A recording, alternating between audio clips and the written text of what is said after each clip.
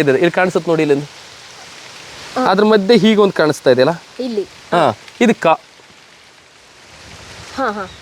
ಕಾಯ್ತು. ಇದು ಸ್ವಲ್ಪ ಇದ್ರ ಮೇಲೆ ಬಂದು ಇಲ್ಲಿ ಕೂಡಿಬಿಟ್ರ ಈಗಿನ ಕಂಪ್ಲೀಟ್ ಆಯ್ತಾ. ನಿಮಗೆ ಆ ಶಬ್ದ ತೋರಿಸ್ತೀನಿ, ಇಲ್ಲಿ ಬನ್ನಿ. ಇಲ್ಲಿ ಕ ಸೊನ್ನೆ ನ ಡ ಕ್ಷ ರ ಸಿ ಕ್ಷೆ, ಕನ್ನಡಾಕ್ಷರ ಶಿಕ್ಷೆ.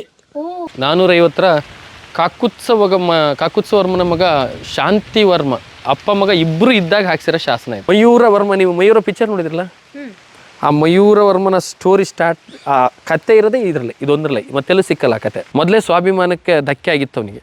ಹಾಗಾಗಿ ಅಲ್ಲಿ ಸ್ಥಳೀಯರು ಯಾರ್ಯಾರು ಪಲ್ಲವರ ವಿರುದ್ಧ ಇದ್ದರು ಅವ್ರನ್ನೆಲ್ಲರನ್ನೂ ಒಟ್ಟು ಮಾಡ್ಕೊಳ್ತಾನೆ. ಕದಂಬರ ಮೊದಲ ರಾಜಧಾನಿ ಪ್ರಾರಂಭ ಆಗುತ್ತೆ ಕ್ರಿಸ್ತ ಶಕ 325ರಿಂದ 330 ಅಂತೇಳಿ ಇತಿಹಾಸಕಾರ ಕೂರಿಸ್ತಾರೆ. ಕದಂಬರ ಉದಯ ಹೆಂಗಾಯ್ತು ಅಂತೇಳಿ, ಕದಂಬರ ಸಂಸ್ಥಾಪಕ ಮಯೂರವರ್ಮ, ಅದುವರೆಗೂ ನಮಗೆ ಇಷ್ಟು ಸ್ಪಷ್ಟವಾದ ಈ ಶಾಸನ ಸಿಗೋವರೆಗೂ ಇಷ್ಟು ಸ್ಪಷ್ಟವಾದ ಚಿತ್ರಣ ಕದಂಬರ ಬಗ್ಗೆ ಇರಲ್ಲ. 4 ವೇದ ಕಲಿಸ್ಲಿಕ್ಕೆ ಪ್ರತ್ಯೇಕವಾದ ಶಿಕ್ಷಕರಿದ್ದರು. ಇನ್ನೂ ವಿಶೇಷ, ಕನ್ನಡದ ಅಕ್ಷರಗಳನ್ನು ಕಲಿಸ್ಲಿಕ್ಕೆ ಪ್ರತ್ಯೇಕವಾದ ಶಿಕ್ಷಕ ಇದ್ದಂಥ ವಿಶೇಷವಾದ ಮಾಹಿತಿ. ಕ್ರಿಸ್ತ ಶಕ 1158ನೇ ವರ್ಷದ್ದು. ಹೀಗೆ ಬರೆದ್ರೆ ಅಶೋಕನ ಶಾಸನದಲ್ಲಿ ರ ಅಂತ ಇದೆ, ಕನ್ನಡ ಲಿಪಿಯ ಗರ್ಭ ಅಂತ. ಆ ಇದೊಂದು ಇನ್ಸ್ಕ್ರಿಪ್ಷನ್ನು, ಇದೊಂದು ಇನ್ಸ್ಕ್ರಿಪ್ಷನ್, 2 ಇನ್ಸ್ಕ್ರಿಪ್ಷನ್ ಮಾತಾಡ್ಕೊಳ್ಳೋಣ. ಇವು ಸ್ವಲ್ಪ ವಂಡರ್ಫುಲ್ ಆಗಿದಾವೆ, ಅಂದರೆ ವಿಚಾರಗಳು. ಸೊ ಹಂಗಾಗಿ ಇದೇನಿದು ಸರ್? ಇದು ಒಂದು ಇನ್ಸ್ಕ್ರಿಪ್ಷನ್, ಇದು ಒಂದು ಇನ್ಸ್ಕ್ರಿಪ್ಷನ್. ಫಸ್ಟ್ ಯಾವ್ದ್ರ ಬಗ್ಗೆ ಮಾತಾಡೋಣ? ಫಸ್ಟು ಪೂರ್ವಕವಾಗಿ 12ನೇ ಶತಮಾನ ಮಾತಾಡ್ಕೊಬಿಡೋಣ. 12, ನೆಕ್ಸ್ಟ್ ಅದು ಲಾಸ್ಟ್ ಇದಕ್ಕೆ ಬರೋಣ. ಓ, ಇಷ್ಟು ದೊಡ್ಡ ಶಾಸನ ಕನ್ನಡದಲ್ಲೇ ಇದೆ? ಎಸ್, ಕನ್ನಡದ್ದೇ ಅದು. ಒಂದು ನಿಮಿಷ ಹೇಳ್ತೀನಿ. ಈ ಶಾಸನ ಕ್ರಿಸ್ತ ಶಕ 1158ನೇ ವರ್ಷದ್ದು. ಕ್ರಿಸ್ತ ಶಕ 1158. ಬಾದಾಮಿ ಅಂದರೆ ಕಲ್ಯಾಣಿ ಚಾಲುಕ್ಯರ ಅವಧಿದು. ಇಲ್ಲೇ ಪಕ್ಕದಲ್ಲಿ ಇರ್ತಕ್ಕಂಥ ಬಂದಳಿಕೆ ಅಂತ ಒಂದು ಊರಿದೆ. ಅಲ್ಲಿಯ ದಂಡನಾಯಕ ಬನವಾಸಿಯ 12,000 ರಾಜ್ಯದ ದಂಡನಾಯಕ ಆಗಿರ್ತಾನೆ. ಆ ಅವಧಿಯಲ್ಲಿ ಹಾಕ್ಸಿರೋ ಶಾಸನ ಇದು. ಅದ್ಭುತ, 98 ಸಾಲಿದೆ. ಇಲ್ಲೆಲ್ಲ ಸಾಕಾಗಿದೆ, ಇಲ್ಲೆಲ್ಲ ಬರ್ದಿದ್ದಾರೆ. ಈ ಕಡೆ ಸೈಡ್ ನೋಡಿ, ಏನು ಹೇಳುತ್ತೆ ಸರ್ ಈ ಶಾಸನ? ವಂಡರ್ಫುಲ್ ಆಗಿದೆ. ಈ ಶಾಸನ ಏನು ಹೇಳುತ್ತೆ ಅಂದರೆ, 12ನೇ ಶತಮಾನದಲ್ಲಿ ಅಂದರೆ 1158ನೇ ಸಾಲಿನಲ್ಲಿ ಇಲ್ಲೊಂದು ವಿದ್ಯಾಕೇಂದ್ರ ಇತ್ತು. ಆ ವಿದ್ಯಾಕೇಂದ್ರ ಹೇಗಿತ್ತು ಅಂತ ಹೇಳಿದ್ರೆ, ಅಲ್ಲಿ ಮಾಣಿಗಳು ಅಂತೇಳಿ ಅಂದರೆ ಕಲಿತಕ್ಕಂಥ ವಿದ್ಯಾರ್ಥಿಗಳಿದ್ದರು, ಉಪಾಧ್ಯಾಯರಿದ್ದರು, ಮತ್ತು ರೆಸಿಡೆನ್ಸಿಯಲ್ ಅವರಿಗೆಲ್ಲ ಊಟ ಮಾಡಿಸ್ಲಿಕ್ಕೆ ಬಾಣಸಿಗರಿದ್ದರು. ಅಲ್ಲಿನ ಶಿಕ್ಷಕರಿಗೆ ಊಟ ಆದಮೇಲೆ ತಾಂಬೂಲ ತಿನ್ನಿಸ್ಲಿಕ್ಕೆ ಸೇವಕರಿದ್ದರು. ಆನಂತರ ಆ ಶಿಕ್ಷಕರ ಮತ್ತು ವಿವಿಧ ವಿದ್ಯಾರ್ಥಿಗಳ ಉಗುರುಗಳನ್ನು ತೆಗಿಲಿಕ್ಕೆ ಸೇವಕರಿದ್ದರು, ಕಟಿಂಗ್ ಮಾಡಲಿಕ್ಕೆ ಸೇವಕರಿದ್ದರು. ಅದೆಲ್ಲದರ ಜೊತೆ ವಿಶೇಷ ಅಂತ ಹೇಳಿದ್ರೆ, 4 ವೇದ ಕಲಿಸ್ಲಿಕ್ಕೆ ಪ್ರತ್ಯೇಕವಾದ ಶಿಕ್ಷಕರಿದ್ದರು. ಇನ್ನೂ ವಿಶೇಷ, ಕನ್ನಡದ ಅಕ್ಷರಗಳನ್ನು ಕಲಿಸ್ಲಿಕ್ಕೆ ಪ್ರತ್ಯೇಕವಾದ ಶಿಕ್ಷಕ ಇದ್ದಂಥ ವಿಶೇಷವಾದ ಮಾಹಿತಿ. ನಿಮಗೆ ಆ ಶಬ್ದ ತೋರಿಸ್ತೀನಿ, ಇಲ್ಲಿ ಬನ್ನಿ. ಇಲ್ಲಿ ಕ ಸೊನ್ನೆ ನ ಡ ಕ್ಷ ರ ಸಿ ಕ್ಷೆ, ಕನ್ನಡಾಕ್ಷರ ಶಿಕ್ಷೆ. ಈ ಕನ್ನಡದ ಅಕ್ಷರಗಳನ್ನು ಕಲಿಸ್ಲಿಕ್ಕೆ ಅಂದರೆ ಐ ಅಂತ ನಾವೇನು ಹೇಳ್ತೀವಿ, ಆಲ್ಫಾಬಿಟ್. ಈ ಥರದ ಮೂಲ ಶಿಕ್ಷಣ, ಕನ್ನಡದ ಮೂಲ ಶಿಕ್ಷಣ 12ನೇ ಶತಮಾನಕ್ಕೆ ಕೊಡ್ತಕ್ಕಂಥ ಒಂದು ಶಾಲೆ ಇದು. ಅಂದರೆ ಮಯೂರವರ್ಮನ ಕದಂಬರ ಅವಧಿಯಿಂದ ಹಿಡಿದು 12ನೇ ಶತಮಾನದವರೆಗೆ ಒಂದು ಅದ್ಭುತವಾದ ಕರ್ನಾಟಕದ ವಿದ್ಯಾಕೇಂದ್ರವಾಗಿರ್ತಕ್ಕಂಥ ಕ್ಷೇತ್ರ ಇದು. ಇದರ ಜೊತೆಗೆ ಈ ಕೆಳಭಾಗದಲ್ಲಿ ಒಬ್ಬ ರೇಚರಸ ದಂಡನಾಯಕ ಅಂತ ಬರ್ತಾನೆ. ಆತ ಒಂದು ಪೂಜೆಯನ್ನು ಹೇಗೆ ಮಾಡಬೇಕು, ಸಾಂಸ್ಕೃತಿಕಲ್ ನೆಲೆ ಅಂತ ಯಾಕೆ ಕರಿತೀವಿ ಇದನ್ನಂದ್ರೆ, ಒಂದು ಪೂಜೆಯನ್ನು ಹೇಗೆ ಮಾಡಬೇಕು ಅಂತೇಳಿ 28 ಸಾಲುಗಳಲ್ಲಿ ಹೇಳಿದಾನೆ. ಪೂಜೆ ಮಾಡುವ ವಿಧಾನಗಳನ್ನು ಅಂದರೆ ಕಳಸವನ್ನು ಹೇಗೆ ಪ್ರತಿಷ್ಠಾಪನೆ ಮಾಡಬೇಕು, ಕಳಸದಲ್ಲಿ ಯಾವ್ಯಾವ ನೀರನ್ನು ಹಾಕಬೇಕು, ಮತ್ತೇನೇನು ಹಾಕ್ಬೇಕು ಅದಕ್ಕೆ, ಮತ್ತು ಮಂಡಲ ಹೇಗೆ ರಚನೆ ಮಾಡಬೇಕು, ಎಲ್ಲ ವಿಧಿವಿಧಾನಗಳು ಅಂದರೆ ಪ್ರಸಾದ ಹೇಗೆ ತಯಾರು ಮಾಡಬೇಕು, ಪ್ರಸಾದಕ್ಕೆ ಏನೇನು ಹಾಕಬೇಕು, ಮಂಡಲ ಯಾವಾಗ ಪೂರ್ಣ ಆಗುತ್ತೆ, ಪ್ರಸಾದ ಪೂಜೆ ಯಾವಾಗ ಪೂರ್ಣ ಆಗುತ್ತೆ, ಯಾರ್ಯಾರು ಮಂತ್ರ ಹೇಳಬೇಕು, ಯಾರು ಮೊದಲು ಮಂತ್ರ, ಯಾವ ವೇದದವ್ರು ಮೊದಲು ಮಂತ್ರ ಹೇಳಬೇಕು, ಶಿವಮಂತ್ರ ಯಾವಾಗ ಹೇಳಬೇಕು, ಈ ಥರದ್ದು ವಿವರವಾಗಿರ್ತಕ್ಕಂಥ ಒಂದು ಪೂಜೆಯ ಅಂದರೆ ಧಾರ್ಮಿಕ ವಿಚಾರಗಳನ್ನು ಸಾಂಸ್ಕೃತಿಕವಾಗಿ ಕಟ್ಟಿಕೊಟ್ಟಿರ್ತಕ್ಕಂಥ ಶಾಸನ ಇದು. ಸೊ ಹಾಗಾಗಿ ತಾಳಗುಂದದ ಶಾಸನಗಳು ಭಾರಿ ಅದ್ಭುತವಾದ ವಿಶೇಷತೆಯನ್ನು ಹೊಂದಿರ್ತವೆ ಅಂತ ಹೇಳಿದ್ರೆ ಇದಕ್ಕೋಸ್ಕರನೇ 98 ಸಾಲು ಆ ವಿಶೇಷತೆಯನ್ನು ಬರಲಿಕ್ಕೆ ಸಾಕಾಗದೆ ಸೈಡಿಗೂ ಬರೆದ್ಯಾರ. ಎಲ್ಲಿ ಸಿಕ್ತು ಸರ್, ಹೇಗೆ ಇದು ಎಲ್ಲಿತ್ತು? ಇದು ಇಲ್ಲೇ ಇರ್ತಕ್ಕಂಥ ಶಾಸನ. ಇದನ್ನು ಇಲ್ಲಿ ನಿಲ್ಲಿಸಿದ್ರು ಮೊದಲು ಉತ್ಖನನ ಸಮಯದಲ್ಲಿ ಇದನ್ನು ಹೀಗೆ ತೆಗೆದಿಡಲಾಗಿದೆ ಉತ್ಖನನ ಮಾಡೋದಕ್ಕೆ. ಇನ್ನೂ ವಿಶೇಷ ಗೊತ್ತಾ, ಇದರಲ್ಲಿ ಸಾಕಾಗಿಲ್ಲ ಇನ್ನೂ ಅಂದರೆ ಬರಲಿಕ್ಕೆ. ಅವತ್ತು ಭಾಳಷ್ಟು ಜನ ದಾನ ಕೊಡ್ತಾರೆ ಈ ಶಾಲೆಗೆ, ಈ ವಿದ್ಯಾಕೇಂದ್ರಕ್ಕೆ. ಇನ್ನೊಬ್ಬ ಲೇಟಾಗಿ ಬರ್ತಾನೆ, ಒಬ್ಬ ದಂಡನಾಯಕ, ಅವನು ಬರಲಿಕ್ಕೆ ಸಾಕಾಗಲ್ಲ. ಹಾಗಾಗಿ ಅಲ್ಲೊಂದು ಕಲ್ಲು ಕಾಣುತ್ತಲ್ವ, ಅದು ಕೂಡ ಇದನ್ನ ದಾನ ಕೊಟ್ಟ ದಿನನೇ ಕೊಟ್ಟಿರೋ ಶಾಸನ. ಇದು ಸಾಕಾಗಲ್ಲ ಅಂತ ಹೇಳಿದ್ರೆ ಎಕ್ಸ್ಟ್ರಾ ಬರ್ದಾಕಿರೋದು. ಇಷ್ಟು ಸಾಕಾಗಿಲ್ಲ, ಇಷ್ಟು ದೊಡ್ಡದ್ದು ಸಾಕಾಗಿಲ್ಲ ಅಂತೇಳಿ ಮತ್ತೆ ಅದು ಅದೇ ದಿನದ್ದೇ ಎಕ್ಸ್ಟ್ರಾ ಅದು ಜಾಗದಲ್ಲಿ ಬರೆದಿರೋದು. ಹೀಗೆ ವಿಶೇಷವಾಗಿರ್ತಕ್ಕಂಥ ಶಾಸನ ಇದು. ಇದನ್ನು ದಾನ ಶಾಸನ, ಸಾಂಸ್ಕೃತಿಕ ವಿಚಾರ ತಿಳಿಸೋ, ಪೂಜಾ ವಿಚಾರ ತಿಳಿಸೋ ಶಾಸನ, ಅದೆಲ್ಲ ವಿಶೇಷವಾಗಿ ಕನ್ನಡ ಭಾಷೆ ಶಿಕ್ಷಣದ ಶಾಸನ. ಹೌದು, ಮುಂಚೆ ಸಂಸ್ಕೃತ, ಪಾಳಿ ಮತ್ತೆ ಅದೆಲ್ಲ ಹಿಂದೆ ಇತ್ತು. ಅದಾದ ನಂತರ ಕನ್ನಡಕ್ಕೂ ಸಪರೇಟ್ ಆಗಿ ಶಿಕ್ಷಕರು ಇದ್ರು 12ನೇ ಶತಮಾನದಲ್ಲಿ ಅನ್ನೋದಕ್ಕೆ ಸಾಕ್ಷಿ ಇದೆ 100%. ಕೆಲವು ಕಡೆಗೆ ಈ ಥರ ಶಾಸನಗಳು ಸಿಗುತ್ತೆ, ಅಪರೂಪ. ಹಾಗಾದ್ರೆ ಇದು ಕದಂಬರ ಆದ ನಂತರ ಬೇರೆ ಸಾಮ್ರಾಜ್ಯದವರು ಇಲ್ಲೂ ಆಳ್ವಿಕೆ ಮಾಡಿದ್ರೆ ಅನ್ನೋಕ್ಕೆ ಇದೆಲ್ಲ ಸಾಕ್ಷಿ. ಹೌದೌದು. ಕದಂಬರ ನಂತರ ರಾಷ್ಟ್ರಕೂಟರದಾಗಿರ್ತಕ್ಕಂಥ ಕೆಲವು ಶಾಸನಗಳು ಕಾಣ್ತಾವೆ, ನಿಮಗೆ ಕಾಣ್ಬೋದಲ್ಲಿ. ರಾಷ್ಟ್ರಕೂಟರ ಅವಧಿಯ ಶಾಸನಗಳು ಇವೆಲ್ಲ ದೇವಾಲಯದ ಮೇಲ್ಭಾಗದಲ್ಲಿ ಇದ್ದವನ್ನ ಕೆಳಗಡೆ ಇಟ್ಟಿದ್ದಾರೆ. ಎಲ್ಲ ಶಾಸನಗಳೇ, ಎಲ್ಲ ಶಾಸನಗಳು, ಎಲ್ಲದೂ ಶಾಸನಗಳೇ. ಅದು ಬಿಟ್ಟರೆ ವಿಶೇಷ ಅಂತ ಹೇಳಿದ್ರೆ ನಾವು ಈ ಶಾಸನ ನೋಡೋಣ. ಈಗ ಇದು ಕ್ರಿಸ್ತಶಕ 450 ಒಂದು ಶಾಸನ. 450 ಕಾಕುತ್ಸವರ್ಮನ ಮಗ ಶಾಂತಿವರ್ಮ ಅಪ್ಪ ಮಗ ಇಬ್ಬರು ಇದ್ದಾಗ ಹಾಕ್ಸಿರೋ ಶಾಸನ ಇದು. ಎಷ್ಟನೇ ರಾಜ ಸರ್ ಕಾಕುತ್ಸವರ್ಮ, ಶಾಂತವರ್ಮ, ಕದಂಬರ?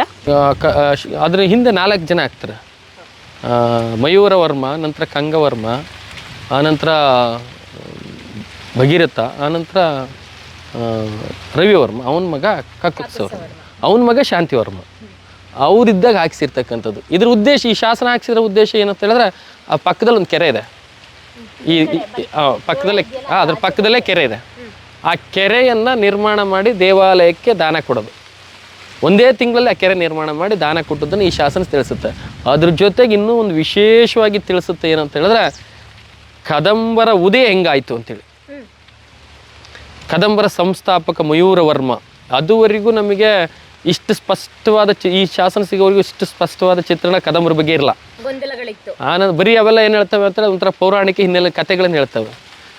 ಇದು ಹಾಗಲ್ಲ. ಶಾಸನ 450 ಅದೇ ಅವಧಿದಲ್ಲ, ಅದೇ ಅವಧಿದು ವಿಚಾರಗಳನ್ನು ಕಲ್ಲಿನ ಶಾಸನ ಹೇಳೋದ್ರಿಂದ ಅದನ್ನ ನೈಜವಾಗಿ ತಗೋಬಹುದು ಅಂತೇಳಿ ಇತಿಹಾಸಕರ ಅಭಿಪ್ರಾಯ. ಎಲ್ಲಿತ್ತು ಸರ್ ಮುಂಚೆ? ಇದು ಇಲ್ಲೇ ಇರೋದು, ಮೊದಲಿಂದನೂ ಇಲ್ಲೇ ಇತ್ತು. ಅಧ್ಯಯನ ನಡೆದಿದ್ದು ಯಾವಾಗ? ಇದನ್ನ ಫಸ್ಟಿಗೆ ಈ ಥರದ ಶಾಸನ, ಕದಂಬರ ಶಾಸನ ಇದು ಅಂತ ಗುರುತಿಡಿದು ನಮಗೆ ರೈಸ್ ಅಂತ ಬರ್ತಾರೆ. ರೈಸ್ ಅಂತೇಳಿ ಅವರು ಕನ್ನಡ ಶಾಸನಗಳ ಪಿತಾಮಹ ಅಂತ ಕರಿತೀವಿ, ಬ್ರಿಟಿಷ್ ಅಧಿಕಾರಿ. ಅವರು ಇದನ್ನು ಮೊದಲನೇ ಬಾರಿಗೆ ಅಧ್ಯಯನಕ್ಕೆ ಒಳಪಡಿಸ್ತಾರೆ. ಇದನ್ನು ಪ್ರೆಸೆಂಟ್ ಮಾಡಲಿಕ್ಕೆ ಯುರೋಪಿನ ಇವರು ಇದನ್ನೆಲ್ಲ ಕಾಪಿ ಮಾಡಿಬಿಟ್ಟು ಅವ್ರ ಗುರುಗಳಿಗೆ ಕೊಡ್ತಾರೆ. ಅವ್ರ ಹೆಸರು ಬೂಲರ್ ಅಂತೇಳಿ. ಅವರು ಯುರೋಪಿಯನ್ ಹಿಸ್ಟ್ರಿ ಅಕಾಡೆಮಿಲಿ ಈ ಶಾಸನ ಪ್ರೆಸೆಂಟ್ ಮಾಡ್ತಾರೆ. ಸರ್, ಇದು ಕನ್ನಡದಲ್ಲಿ ಇತ್ತಲ್ಲ, ಅಲ್ಲಿ ಕನ್ನಡ ಯಾವ ರೀತಿ ಟ್ರಾನ್ಸ್ಲೇಷನ್ ಎಲ್ಲ ಯಾವ ರೀತಿ ಮಾಡ್ತಾ ಇದ್ರು? ಅದು ಇಂಗ್ಲೀಷಲ್ಲೇ ಮಾಡಿದ್ದು ಅವಾಗ. ಬಟ್ ಇದು ಇರೋದು ಸಂಸ್ಕೃತ ಶಾಸನ. ಲಿಪಿ ಕನ್ನಡನೇ. ಕೆಲವೊಬ್ರು ಬ್ರಾಹ್ಮಣ ಥರ ಅದ್ರ ಲಿಪಿ ಕನ್ನಡನೇ. ಕನ್ನಡ ಹೆಂಗೆ ಅಂತ ನಮಗೆ ತೋರಿಸ್ತೀನಿ ಇದರಲ್ಲಿ, ಕನ್ನಡದ ಲಿಪಿ ಹೆಂಗೆ ಇತ್ತು ಅಂತೇಳಿ. ಬಟ್ ಇದನ್ನು ಆ ಬೂಲರು ಅಲ್ಲಿ ಪ್ರೆಸೆಂಟ್ ಮಾಡಿ ಆಮೇಲೆ ಒಂದು ಮಾತು ಹೇಳ್ತಾರೆ. ರೈಸ್ರವ್ರೆ, ನೀವು ಅವತ್ತು ಮೈಸೂರು ಸರ್ಕಾರ ಇರುತ್ತೆ, ಮೈಸೂರು ಸರ್ಕಾರವನ್ನು ಅಪ್ರೋಚ್ ಮಾಡಿ ಆ ಭಾಗದಲ್ಲಿ ಉತ್ಖನನ ಮಾಡಿ ಒಂದಷ್ಟು ನಿಮಗೆ ಇನ್ನೂ ಭಾಳಷ್ಟು ಮಾತ್ರವಾದ ಐತಿಹಾಸಿಕ ಕುರುಹುಗಳು ಸಿಗುತ್ತೆ, ಸಾಕ್ಷಿಗಳು ಸಿಗುತ್ತೆ, ಇತಿಹಾಸ ಸಿಗುತ್ತೆ ಅಂತೇಳಿ ಸುಮಾರು 200 ವರ್ಷದಿಂದನೇ ಹೇಳಿದ್ದಾರೆ, 150 ವರ್ಷಗಳಿಂದ. ಆದರೆ ನಮಗೆ ಇವತ್ತಿಗೂ ಇಲ್ಲಿ ಉತ್ಖನನ ಮಾಡಿದ್ದು ಇಷ್ಟೇ, ಅದು ಪ್ರಾಯೋಗಿಕ ಉತ್ಖನನ. ಮೂಲರ 200 ವರ್ಷದಿಂದ ಬ್ರಿಟಿಷ್ ಅಧಿಕಾರಿ ಇಲ್ಲಿ ಉತ್ಖನನ ಮಾಡಿ ಅಂತ ಹೇಳೇನು. ಓಕೆ, ಬನ್ನಿ ತೋರಿಸ್ತೀನಿ ನಿಮಗೆ ಕನ್ನಡದ ಅಕ್ಷರಗಳನ್ನು. ಒಂದು ನಿಮಿಷ. ಹಾಂ, ಇಸ್ವಿ ಯಾವಾಗ ಆಗಿರ್ಬೋದು ಸರ್ ಅಂದಾಜು ಉತ್ಖನನ ಮಾಡಿದ್ದು? ಇದು ಸಿಕ್ಕಿದ್ದ ಇದು 1901-2 ಅಂದರೆ ಸುಮಾರು 200 ವರ್ಷ, 19ನೇ ಶತಮಾನದ ಪ್ರಾರಂಭದಲ್ಲಿ. ಆಗ ಆಗ್ಲೇ ಹೌದು, ಆಗ್ಲೇ ಬ್ರಿಟಿಷ್ ಅಧಿಕಾರಿ ರೈಸ್ ಇದಾರಲ್ಲ, ಅವರು ಪ್ರತಿಯೊಂದು ಹಳ್ಳಿಗೆ ಹೋಗಿ ಆ ಊರಿನ ಶಾಸನಗಳ ಮಾಹಿತಿಯನ್ನು ಪಡೆದು ಪ್ರಕಟ ಅವಾಗಲೇ ಮಾಡಿದ್ದಾರೆ. ಇದು ಇಂತಿಂಥ ಊರಲ್ಲಿ ಇಂತಿಂಥ ಶಾಸನಗಳಂತ ಇವತ್ತು ನಾವು ಓದ್ತಿರೋದು ಅದರ ಆಧಾರದ ಮೇಲೆ ಇದನ್ನು ಅವಾಗಲೇ ಮಾಡಿದ್ದಾರೆ. ಸೊ ಇಲ್ಲೆಲ್ಲ ಕಾಣಿಸುತ್ತೆ ನಿಮಗೆ ಅಕ್ಷರಗಳು. ನಾನು ಈಗ ತೋರಿಸ್ತೀನಿ ನಿಮಗೆ. ಇದು ಹೀಗೆ ಬರೆದ್ರೆ ಅಶೋಕನ ಶಾಸನದಲ್ಲಿ ರ ಅಂತ ಇದೆ. ಅಶೋಕನ ಅವಧಿಲಿ ಲಿಪಿ ಹಿಂಗಿತ್ತು. ಇದ್ರ ಮಧ್ಯೆ ಒಂದು ಗೆರೆ ಹೀಗೆ ಆಗ್ಬಿಟ್ರೆ ಕ ಅಂತ. ಇದು ಕ, ಇದು ರ. ನಾವು ಈಗ ಹೀಗೆ ಬರಿತೇವಲ್ವಾ, ಇದು ರ. ಇದ್ರ ಮಧ್ಯೆ ಹೀಗ ಇದ್ರ ಮಧ್ಯೆ ಇಲ್ಲಿ ಏನಾರು ಹಾಕಿಬಿಟ್ರೆ ಇದು ರಾನಾ, ಇಲ್ಲೊಂದು ಸ್ವಲ್ಪ ಹಿಂಗೆ ಎರಡು ಆಗ್ಬಿಟ್ರೆ ಕ ಆಗ್ಬಿಡುತ್ತೆ. ಸೇಮ್ ಹಿಂಗೆಯ. ಸೊ ಇಲ್ಲೇನಾಗಿದೆ, ಇದು ಬ್ರಾಹ್ಮಿ ಲಿಪಿ ಅಂತ ಕರೀತಾರೆ. ಅದು ಬರ್ತಾ ಇಲ್ಲಿ ಜಸ್ಟ್ ಹೀಗಾಗಿದೆ. ರ ಸ್ವಲ್ಪ ಈಗ ಮೇಲಕ್ಕೆ ಇದೆ, ಇಲ್ಲಿ ಕಾಣಿಸುತ್ತೆ ನೋಡಿ, ಇಲ್ಲಿ ಅದ್ರ ಮಧ್ಯೆ ಹೀಗೆ ಒಂದು ಕಾಣಿಸ್ತಾ ಇದೆಯಲ್ಲ, ಹಾಂ, ಇದು ಕ. ಆಯ್ತು. ಇದು ಸ್ವಲ್ಪ ಇದು ಮೇಲೆ ಬಂದು ಇಲ್ಲಿ ಕೂಡಿಬಿಟ್ರೆ ಈಗಿನ ಕ ಕಂಪ್ಲೀಟ್ ಕ ಆಯ್ತಾ. ಲಿಪಿ ಲಿಪಿ ಲಿಪಿ ಲಿಪಿ ಲಿಪಿ ಹಾಗಾಗಿ ಇದನ್ನ ಶಟ್ರ್ ಅಂತೇಳಿ ದೊಡ್ಡ ಇತಿಹಾಸ ತಜ್ಞರು, ಲಿಪಿ ತಜ್ಞರು ಅವರು. ಅವ್ರು ಹೇಳ್ತಾರೆ ಇದು ಕನ್ನಡ ಲಿಪಿಯ ಗರ್ಭ ಅಂತ. ಅಂದರೆ ಈ ಬ್ರಾಹ್ಮಿ ಭಾಷೆಯಲ್ಲಿ ಇರ್ತಕ್ಕಂಥ ಲಿಪಿ ಕನ್ನಡದ ಲಿಪಿಯಾಗಿ ಪರಿವರ್ತನೆ ಆಗ್ಲಿಕ್ಕೆ ಪ್ರಾರಂಭ ಆಗಿದೆ, ಮೊದಲ ಕುರುಹುಗಳಿವು. ಸೊ ಹಂಗಾಗಿ ಈ ತಾಳ್ಗುಂದ ಕನ್ನಡ ಭಾಷೆ ಆಗಿರ್ಬೋದು, ಕನ್ನಡ ಲಿಪಿ ಆಗಿರ್ಬೋದು, ಒಂದಷ್ಟು ಪ್ರಾಚೀನತೆಗೆ ಹೆಸರಾಗಿರ್ತಕ್ಕಂಥದ್ದು. ಅದಕ್ಕೆ ಇದೆ ಅದು ಕುತೂಹಲ. ಇದು 14 ಸಾಲುಗಳಿದೆ 8 ಮುಖಗಳಲ್ಲಿ. ಬಟ್ ವಿಶೇಷವಾಗಿರೋದು ಮಯೂರವರ್ಮ. ನೀವು ಮಯೂರ ಪಿಕ್ಚರ್ ನೋಡಿದ್ರಲ್ಲ, ಆ ಮಯೂರವರ್ಮನ ಸ್ಟೋರಿ ಸ್ಟಾರ್ಟ್, ಆ ಕತೆ ಇರೋದೇ ಇದರಲ್ಲಿ, ಇದೊಂದರಲ್ಲೇ, ಮತ್ತೆಲ್ಲೂ ಸಿಕ್ಕಲ್ಲ ಆ ಕತೆ. ಆ ಮಯೂರ ಫಿಲ್ಮಿನ ಕತೆ ಇದೆಯಲ್ಲ, ಅದು ಇತಿಹಾಸದ ಆಕರವಾಗಿ ಸಿಗೋದು ಇದರಲ್ಲೇ. ಬಟ್ ಅದು ಶಾಸನಕ್ಕೆ ಏನಂತ ಹೆಸರು ಹೇಳ್ತಾರೆ? ಸ್ತಂಭ. ತಾಳಗುಂದದ ಸ್ತಂಭ ಶಾಸನ, ಕದಂಬರ ಸ್ತಂಭ ಶಾಸನ ಅಂತ ಕರಿತೀವಿ. ಇಲ್ಲಿಂದ ಪ್ರಾರಂಭ ಆಗುತ್ತೆ. ಇದು ಸಿದ್ಧಂ ಅಂತ ಸ್ಟಾರ್ಟ್ ಆಗಿ ನಮಃ ಶಿವಾಯ ಅಂತ ಪ್ರಾರಂಭ ಆಗಿ ಲಾಸ್ಟಿಗೆ ಕುಬ್ಜ ಅನ್ನೋ ಕವಿ, ನಾನು ಇದನ್ನು ಬರೆದ ಲಿಲೇಖ ಸ್ವಲಿಲೇಖ ಅಂತ ಬರುತ್ತೆ. ಕುಬ್ಜ ಅನ್ನೋ ಕವಿ ಈ ತಾಳ್ಗುಂದದ ಮಹಾಜನರಿಗೆ ವಂದಿಸಿ ಮುಗಿಸಿದ್ದಾನೆ. ಅದರಲ್ಲಿ ವಿಶೇಷ ಅಂದರೆ, ನಾ ಆವಾಗಲೇ ಹೇಳಿದೆ ನಿಮಗೆ, ಏನು ಮಯೂರವರ್ಮ ಇಲ್ಲಿ ಒಂದು ಬ್ರಾಹ್ಮಣ ಕುಟುಂಬ ಇತ್ತು, ದ್ವಿಜಕುಲ ಇತ್ತು. ಅವ್ರ ಮನೆಯಲ್ಲಿ ಮತ್ತು ಹೊರಗಡೆ ವಿದ್ಯಾಭ್ಯಾಸ ಮಾಡ್ತಾಯಿದ್ರು, ಸೋಮರಸವನ್ನು ಸೇವಿಸ್ತಾಯಿದ್ರು, ಎಲ್ಲ ವಿಧದಲ್ಲೂ ಪೂಜೆ ಪುನಸ್ಕಾರ ಹೋಮ ಹವನ ಮಾಡ್ತಕ್ಕಂಥ ಕುಲ ಅದು. ಅವ್ರ ಕುಲದಲ್ಲಿ ಒಬ್ಬ ವೀರಶರ್ಮ ಅಂತ, ಅಂದರೆ ವೀರಶರ್ಮ ಇದ್ದ. ಅವರ ಮೊಮ್ಮಗ ಮಯೂರ ಶರ್ಮ, ಅವನು ಹೆಚ್ಚಿನ ವಿದ್ಯಾಭ್ಯಾಸಕ್ಕಾಗಿ ಕಂಚಿ ಹೋಗ್ತಾನೆ. ಅಲ್ಲಿ ಅಶ್ವ ಸಂಸ್ಥೆಯನ ಕಲಹೇನ ಅಂತ ಬರುತ್ತೆ. ಅಂದರೆ ಅಶ್ವ ಸಂಸ್ಥೆ, ಕುದುರೆ ಸಂಸ್ಥೆ ಅಂದ್ರೆ ಯಾವುದೋ ಸೈನಿಕರ ಜೊತೆಗೆ ಏನಾಗುತ್ತೆ, ಒಂದು ಜಗಳ ಆಗುತ್ತೆ. ಮಯೂರನಿಗೆ ಎಷ್ಟು ವರ್ಷ ಆಗಿದೆ ಸರ್ ಅವರಲ್ಲಿ ಕಂಚಿಗೆ ಹೋದಾಗ? ಕಂಚಿ ಹೋದಾಗ ಆ ಶಾಸನ ಏನು ಹೇಳುತ್ತೆ, ಅವನು ಸ್ನಾತಕ ಪದವಿನ ಪಡ್ಕೊಂಡು ಹೋದ ಅಂತ ಬರುತ್ತೆ. ಸ್ನಾತಕ ಅಂದರೆ ಡಿಗ್ರಿ ಮುಗಿಸ್ಕೊಂಡು ಹೋಗಿದ್ದಾನೆ, ಯುವಕ, ಪಕ್ಕಾ ಯುವಕ ಆಗ ಅವನು. ಸೊ ಅಲ್ಲಿ ಒಂದು ಕುದುರೆಯ ಸಂಸ್ಥೆ ಜೊತೆಗೆ ಕಲಹ ಆಗುತ್ತೆ. ಕೆಲವೊಬ್ಬರು ಅಲ್ಲಿ ಯಾವುದೋ ಯಾವನು ಪಲ್ಲವರ ಅಶ್ವಮೇಧದ ಕುದುರೆಯನ್ನು ಹಿಡಿದಿದ್ದ ಅಂತ ಹೇಳ್ತಾರೆ. ಅದು ಆ ಥರದ್ದಿಲ್ಲ ಇದರಲ್ಲಿ. ಬಟ್ ಒಂದು ವರ್ಡ್ ಇದೆ, ಅಶ್ವ ಸಂಸ್ಥೆನ ತೀವ್ರ ಕಲಹೇನ ಅಂತ. ಅಂದರೆ ಅಶ್ವ ಸಂಸ್ಥೆ ಜೊತೆಗೆ ತೀವ್ರವಾದ ಕಲಹ ಆಗುತ್ತೆ ಅವನಿಗೆ. ಏನಕ್ಕೆ, ಯಾವ ರೀಸನ್ ಪರ್ಟಿಕ್ಯುಲರ್ ಆಗಿ ರೀಸನ್ ಇದುವರೆಗೆ ಸಿಕ್ಕಿಲ್ಲ. ಅಶ್ವ ಸಂಸ್ಥೆನ ತೀವ್ರ ಕಲಹೇನ ಅಂತ ಹೇಳಿದ್ರೆ ಅಶ್ವ ಸಂಸ್ಥೆ ಒಳಗೆ ಜೋರಾಗಿ ಗಲಾಟೆ ಆಗುತ್ತೆ ಅವನಿಗೆ, ಯಾವ ಕಾರಣಕ್ಕೂ ಗೊತ್ತಿಲ್ಲ. ಸೊ ಆಗ ಅದನ್ನು ರಾಜರ ಹತ್ರ ವಿನವ ಮಾಡ್ಕೊತಾನೆ. ಆ ರಾಜರು ಅದನ್ನು ಸೀರಿಯಸ್ ತಗೊಳ್ಳಲ್ಲ. ಆವಾಗ ಅವನು ಏನು ಮಾಡ್ತಾರೆ, ನೀ ಇಂಥ ಬ್ರಾಹ್ಮಣಿಗೆ ಇಂಥ ಕೋಪ ಇರಲ್ಲ ಅಂತ ಅವ್ರ ಪ್ರಕಾರ ಇವನು ದರ್ಭ ಹಿಡಿದ ಕೈಯಲ್ಲಿ ಖಡ್ಗವನ್ನು ಹಿಡಿದು ಸಾಮ್ರಾಜ್ಯ ಕಟ್ಟಲಿಕ್ಕೆ ಮುಂದಾಗ್ತಾನೆ ಸ್ವಾಭಿಮಾನಕ್ಕೋಸ್ಕರ.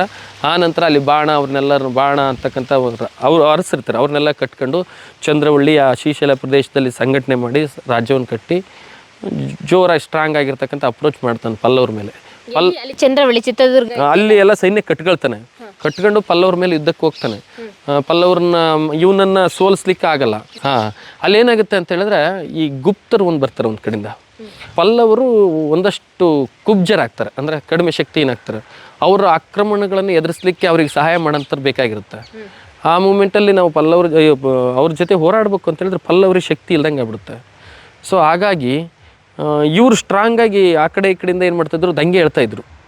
ಅದರಲ್ಲಿ ಒಂದು ಸೈನ್ಯ ಅಂತ ಹೇಳಿದ್ರೆ ಮಯೂರವ್ರ ಮುಂದೆ ಒಂದು ಸೈನ್ಯ. ಮೊದಲೇ ಸ್ವಾಭಿಮಾನಕ್ಕೆ ಧಕ್ಕೆ ಆಗಿತ್ತು ಅವನಿಗೆ. ಹಾಗಾಗಿ ಅಲ್ಲಿ ಸ್ಥಳೀಯರು ಯಾರ್ಯಾರು ಪಲ್ಲವ್ರ ವಿರುದ್ಧ ಇದ್ದರು ಅವ್ರನ್ನೆಲ್ಲರನ್ನೂ ಒಟ್ಟು ಮಾಡ್ಕೊಳ್ತಾನೆ. ಒಟ್ಟು ಮಾಡ್ಕೊಂಡು ಪಲ್ಲವ್ರ ಮೇಲೆ ಮುಗಿಬೀಳ್ತಾನೆ. ಕಾಡು ಪರ್ವತದಲ್ಲಿ ಗೊರಿಲ್ಲ ಯುದ್ಧ ಮಾಡ್ತಾನೆ ಅವ್ರ ಜೊತೆಗೆ. ಪರ್ವತಗಳಲ್ಲೆಲ್ಲ ದೊಡ್ಡದಾಗಿರ್ತಕ್ಕಂಥ ಯುದ್ಧ ಮಾಡ್ತಾನೆ. ಆದರೆ ಸೋಲು ಗೆಲುವು ಇಲ್ಲ. ಒಪ್ಪಂದ ಮಾಡ್ಕೊಳ್ತಾರೆ ಪಲ್ಲವರು, ಇವನ ಜೊತೆ ಮತ್ತೆ ನಾವು ಯುದ್ಧ ಮಾಡಿದ್ರೆ ಮುಂದೆ ನಮಗೆ ಸಮಸ್ಯೆ ಆಗುತ್ತೆ ಅಂತೇಳಿ ಒಪ್ಪಂದ ಮಾಡ್ಕೊಂಡು ಅವರು ಆಡಳಿತ ಮಾಡ್ತಾ ಇರ್ತಕ್ಕಂಥ ಈ ಬನವಾಸಿ ಭಾಗವನ್ನು, ಕರಾವಳಿ ಪ್ರದೇಶದಿಂದ ಈ ಭಾಗವನ್ನು ಅವನಿಗೆ ಬಿಟ್ಕೊಡ್ತಾರೆ. ಅವರೇ ಪಟ್ಟಾಭಿಷೇಕ ಮಾಡ್ತಾರೆ ಅಂತ ಹೇಳುತ್ತೆ ಶಾಸನ. ದಾವಣಗೆರೆಲಿ ಒಂದು ತಾಮ್ರ ಶಾಸನ. ಒಂದೊಂದು ಸರಿ ಏನಾಗುತ್ತೆ, ಶಾಸನಗಳು ವೈಭವೀಕರಿಸ್ತವೆ. ಎಷ್ಟು ವೈಭವೀಕರಿಸ್ತವೆ ಅಂತ ಹೇಳಿದ್ರೆ, ಅವನಿಗೆ ಭಾರೀ ಪರಾಕ್ರಮಶಾಲಿಯಾಗಿದ್ದ, 3 ಕಣ್ಣಿತ್ತು, ತ್ರಿನೇತ್ರ, 3 ಕಣ್ಣಿತ್ತು. ಹಾಗಾಗಿ ಕಿರೀಟವನ್ನು ತಲೆ ಮೇಲೆ ಹಾಕ್ಲಿಕ್ಕೆ ಆಗದೆ ಮೊಣಕಾಲಿ ಕಟ್ಟಿದ್ರು, ಯಾಕಂದ್ರೆ 3ನೇ ಕಣ್ಣು ಮುಚ್ಚಿ ಹೋಗ್ತಿತ್ತು. ಶಾಸನಗಳು ಯಾವ ರೀತಿ ಹೇಳ್ಬೇಕು, ಕೆಲವೊಂದು ಸರಿ ವೈಭವೀಕರಣ ಆಗುತ್ತೆ. ಆ ಥರದ್ದಾಗಿದೆ. ಅಷ್ಟು ಅಂದರೆ ಅವನು ಅದ್ರ ಉದ್ದೇಶ ಇಷ್ಟೇ, ಆತೊಬ್ಬ ಅದ್ಭುತವಾದ ಪರಾಕ್ರಮಿ ಅಂತ ಹೇಳೋದಕ್ಕೆ ಈ ರೀತಿಯಾದ ಅಲಂಕಾರಗಳಾಗಿದೆ.